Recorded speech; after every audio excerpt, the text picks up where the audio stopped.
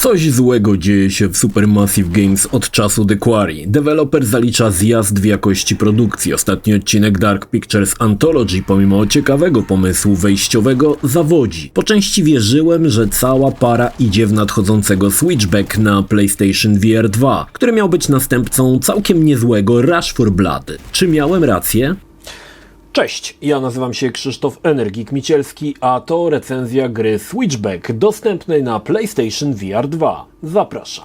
Czym jest Switchback? To przejażdżka wagonikiem po swojego rodzaju zamku strachów, gdzie prujemy z pistoletów do pokazujących się maszkaronów. Pomysł sprawdzał się na pierwszym PlayStation VR z kilku powodów. Grało się w to głównie w pozycji siedzącej, co niwelowało w jakimś stopniu żygogenność. Cały czas przed sobą mieliśmy fragment wagonika, co świetnie oszukiwało mózg i pozwalało grać osobom nawet mniej odpornym na VR. Switchback jest jakby drugą częścią, tylko nie opiera się o uniwersum Until Dawn, ale o Dark Pictures Anthology. Jeśli chodzi o historię, cóż, coś tam jest, ale historie w celowniczkach, parafrazując słowa Carmacka, są tak potrzebne jak historie w pornosach. Co prawda twórcy wysilili się, aby jakoś tam spiąć to, co się dzieje na ekranie, ale przyznam, że mnie to zupełnie nie interesowało. Nie mam tego Supermassive za złe, specyfika gry nie pozwala na zbytnią ekspozycję i głębię czegokolwiek, więc jak dla mnie luz, choć uczciwie trzeba przyznać, że coś tam się dzieje i po coś. Tak więc wsiadamy do upiornego wagoniku, który przewiezie nas przez 4 krainy, które są inspirowane każdym z odcinków Dark Pictures Anthology. Dla przypomnienia było to Man of Medan, Little Hope, House of Ashes i The Devil in Me. Poziomy zrealizowano w dość oczywisty sposób dla tych, co grali w odcinki serii. A więc w Man of Medan wagonik mknie we wnętrzu pordzewiałego okrętu i od czasu do czasu widzimy sceny, które były w grze. Little Hope to mgliste leśne drogi. House of Ashes przeniesie nas do sumeryjskich podziemnych świątyń, a Devil in Me do domu inspirowanego H.H. Holmesem. I cóż, od razu przyznam, że Rush for Blood w kwestii lokacji robiło to lepiej. Pamiętna rzeźnia ze świniami to jeden z mocniejszych momentów i tutaj trudno go pobić czymkolwiek. Owszem, czasami są momenty, które próbują coś wykrzesać z nieciekawych lokacji, ale nie zbliża się to nawet do poziomu ze świniakami. Najlepiej wypadają jaskinie z House of Ashes. Czuć tutaj monumentalność lokacji. Ogromne posągi, duża przestrzeń wyszły świetnie. Inne lokacje otwarte, jak na przykład Little Hope, to jakiś żart.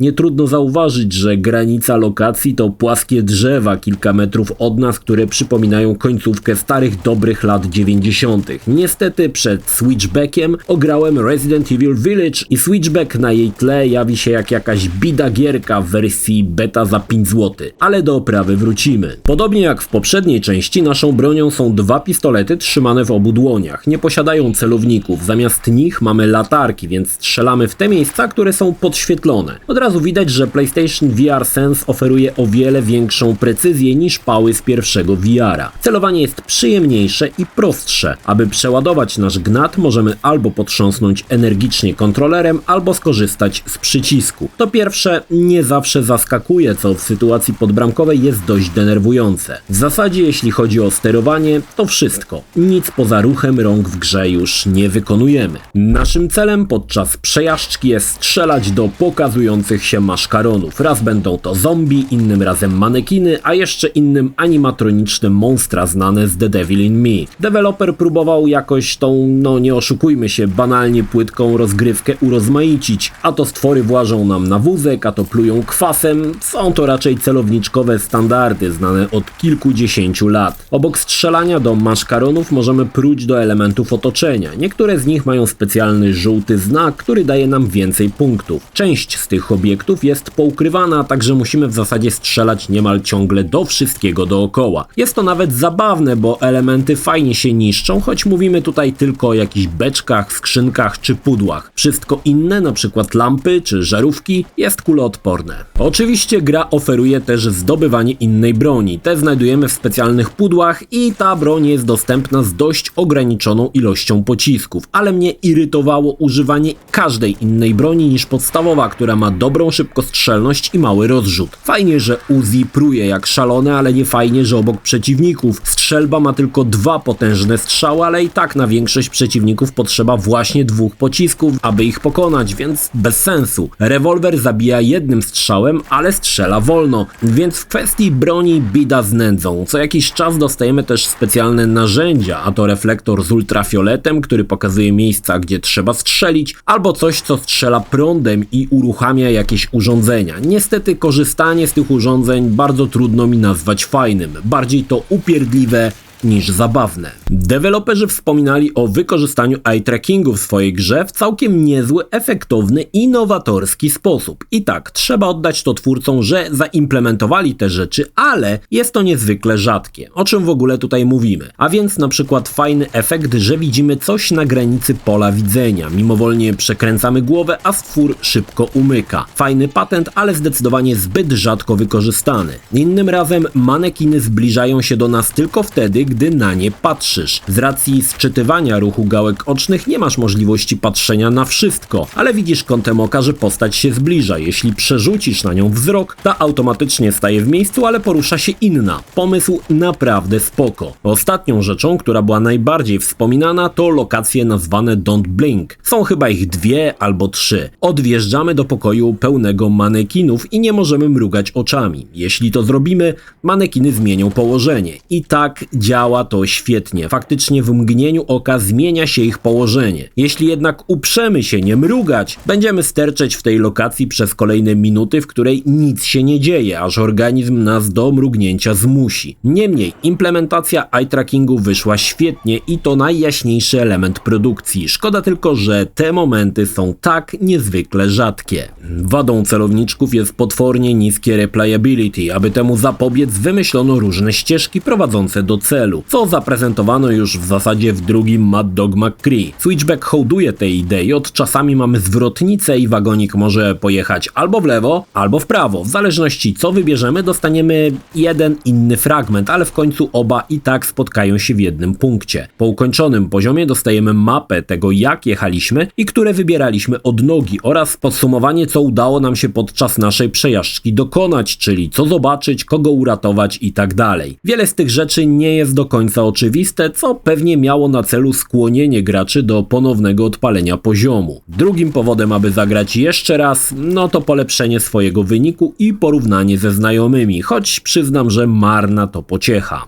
Jeśli chodzi o oprawę, to bida aż piszczy. Switchback miał pecha, że przed nim dosłownie 2 dni wcześniej skończyłem całego Resident Evil Village na VR i porównanie obu gier w kwestii oprawy pokazuje, jak żenujący jest poziom w Switchbacku. Tym bardziej zaskakuje to, że jest to celowniczek. Mam wrażenie, że gra oryginalnie powstawała na pierwszy PlayStation VR. Wygląda, jakby spokojnie mogła ruszać na PlayStation 4. Wiele lokacji ma granice, które są po prostu ścianą z drzew, co przywodzi na myśl szalone lata 90. Atakujące nas postacie przypominają raczej ludziki z PlayStation 2. Oczekiwałem czegoś lepszego od nowej generacji i konsoli, i hełmu. Obiekty mają tak niski level of detail, że dogrywają się przed oczami. Nawet nie to, że zobaczysz je gdzieś kątem oka, nie, po prostu sobie na coś patrzysz i widzisz, jak podmieniany jest model na ten z wyższą jakością. No słabo. Nawet animacja postaci przypomina bardziej podrygiwania Pinokia chorego na lumbago niż naturalny